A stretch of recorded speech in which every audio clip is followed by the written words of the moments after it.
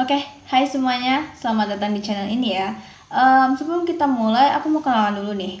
Nama aku Sela Kartika Mariza Susanto dan merupakan mahasiswi Fakultas Hukum semester 3 Universitas Bengkulu. Kita bakal bahas sesuatu yang lagi rame banget, yang lagi hot banget di kalangan masyarakat Indonesia. Dan ini tuh juga kayak super penting banget guys. Kita harus tahu karena bakal ngubah wajah hukum pidana di Indonesia. Harusnya sih udah ketebak ya kita bakal bahas apa. Yap, KUHP baru Indonesia. Kita bakal bahas itu. Dan tanpa lama-lama kita langsung mulai aja. Let's go. Oke, lo mungkin sering dengar yang namanya KUHP, tapi pernah dengar gak sih KUHP itu apa? Kenapa ini tuh harus diganti, diperbarui, direvisi, dan kenapa ini tuh rame banget gitu, ricu sana sini. Jadi kalian siap-siap ya dengerin aku ngoceh sama beberapa menit ke depan karena kita bakalan tuntas kupas Tolol banget. Tolol. Tolol. Tolol gitu. Tolol banget. Tolol. kita bakal kupas tuntas dari A sampai Z, mulai dari pengertiannya, terus perbedaannya sama KUHP, terus sejarahnya tuh gimana sih, dan pasal-pasal apa aja yang kontroversial banget sekarang ini gitu. Let's go. Oke, ini nih yang sering banget ketukar. KUHP sama KUHAP. Gimana sih gampangnya itu? KUHAP itu tuh singkatan dari Kitab Undang-Undang Hukum Acara Pidana. Intinya KUHAP itu produk hukum yang kayak buku petunjuk gitu loh. Dia tuh ngatur cara mainnya aparat penegak hukum itu gimana. Kayak gimana sih polisi itu nangkap, jaksa itu nuntut, sampai gimana hakim itu bisa mengadili gitu. Nah ini tuh kayak prosedur gitu, tata caranya gitu. Terus kalau ada kasus KUHP itu yang ngatur langkah-langkahnya gitu. Kayak dari penyelidikan, penyidik, penangkapan, penyitaan itu tuh diatur gitu. Nah, kalau KUHP ini apa? KUHP ini Kitab Undang-Undang Hukum Pidana. Jadi isinya itu materi, guys. Kayak apa aja sih yang dilarang, kayak misalnya mencuri, membunuh, dan apa hukumannya tuh apa, sanksinya apa. Misal kayak 5 tahun penjara gitu. Ini tuh lebih ke hukum materialnya. Jadi gampangnya KUHP itu bilang kalau lu tuh nggak boleh nyolong, kalau lu nyolong lu dipenjara 5 tahun gitu. Nah KUHP itu yang ngatur gimana cara polisi tuh nyelidikin lu, gimana lu diadilin sampai lu bisa masuk penjara itu gimana prosesnya gitu. Jadi gampangnya gitu ya guys ya, harusnya paham sih. Dan oke, kenapa sih harus diperbaharui? Kenapa harus direvisi? KUHP yang lama itu tuh udah tua banget guys, udah kusam, udah tua. Dulu sebelum tahun 1981 itu kita masih pakai hukum peninggalan Belanda, namanya tuh HIR atau Herzien Inland Reglement.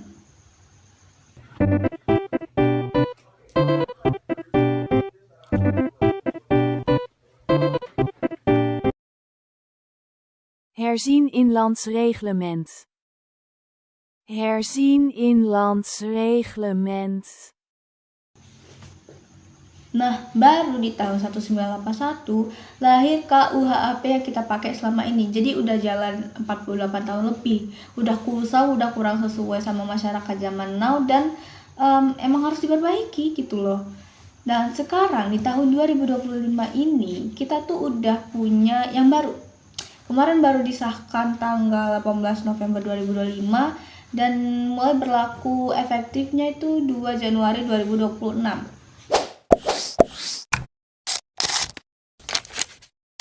Jadi kenapa sih harus diganti? Urgensinya tuh apa gitu loh.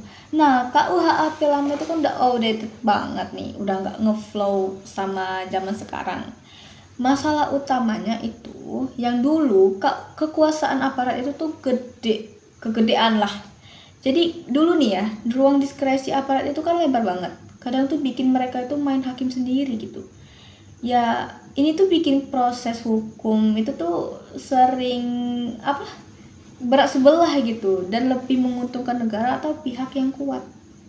Macam tak betul je budak ni. Nah, katanya ya, KUHP baru ini tujuannya itu menciptakan keseimbangan.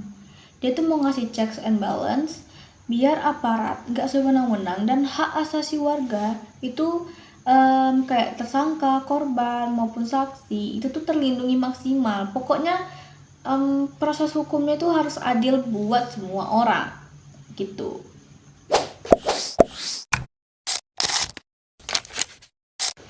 Oke guys, jadi ini tuh part paling seru menurut aku. Jadi kita bakalan bedah pasal-pasal yang lagi kontroversial, yang lagi hot di kalangan masyarakat Indonesia dan bikin perubahan paling drastis dari yang lama ke yang baru. Kita simak ya. Setelah RUU KUHP disahkan oleh DPR RI Selasa 18 November 2025, beberapa pasal krusial menjadi sorotan dan mendapat protes luas dari koalisi dan masyarakat sipil. Alih-alih disambut kelegaan, isi dari KUHP justru memantik api polemik yang kian membesar karena proses pembahasan RUU KUHP dinilai terburu-buru. Lantas, apa saja isi pasal KUHP baru yang dinilai kontroversial? Polri menjadi penyidik utama di hampir semua tindak pidana. Kewenangan yang semakin besar dengan pengawasan yang semakin lemah memantik kritik karena masih sering terjadi salah tangkap, penyiksaan, dan rekayasa perkara. RUU KUHP tetap membuka celah penangkapan lebih dari 1 kali 24 jam sehingga aturan sektoral yang mengizinkan penangkapan hingga beberapa hari tanpa pengawasan pengadilan tetap berlaku. Penyidik bisa menahan tanpa izin hakim dengan alasan mendesak, tanpa dijelaskan batasannya. Akibatnya, kewenangan penahanan sangat subjektif. RUU memperbolehkan penahanan sejak penyelidikan, sehingga seseorang bisa ditahan hanya karena dianggap tidak kooperatif dalam memberikan fakta. Upaya paksa dapat dilakukan tanpa persetujuan pengadilan, sehingga penggeledahan hingga penyadapan bisa dilakukan tanpa kontrol peradilan. Pasal 74 membuka ruang restoratif justice sejak penyelidikan, sehingga mudah disalahgunakan karena orang dapat dipaksa damai atau diperas sebelum ada kepastian tindak pidana benar-benar terjadi. Undercover buy dan control delivery menjadi metode untuk semua tindak pidana, padahal sebelumnya metode hanya digunakan untuk kasus narkotika. Merespons sorotan publik mengenai isi pasal KUHP yang dinilai penyusunan tidak transparan dan terkesan buru-buru, Ketua Komisi 3 DPR Habibur Rahman angkat bicara. Ia membantah KUHP yang disahkan mengandung pasal karet. Salah satunya, Ketua Komisi 3 itu menyoroti soal izin penyadapan oleh polisi tanpa izin hakim.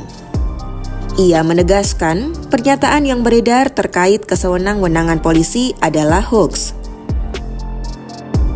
Nah, kemudian ada ini beredar nih, ya, semacam poster di media sosial yang isinya tidak benar, ya. Disebutkan, ya, kalau RUU disahkan, polisi jadi bisa lakukan ini ke kamu tanpa izin hakim. Ini tidak benar sama sekali. Pertama, diam-diam menyadap, merekam dan mengutak-atik komunikasi. Ya, kedua, membekukan sepihak tabungan dan semua jejak online. 3, mengambil HP, laptop dan data, ya, tanpa izin hakim, ya. Keempat, menangkap, melarang meninggalkan tempat, menggeledah, bahkan melakukan penahanan tanpa konfirmasi tindak pidana. Ini hoax, bener hoax, ya. Oke, makasih buat mbaknya udah bantu menjelaskan. Jadi itu tadi beberapa pasal-pasal yang kontroversial banget yang lagi hot diperbincangkan di masyarakat Indonesia dan menimbulkan banyak kritikan gitu kan dari sana sini gitu, ricu pokoknya.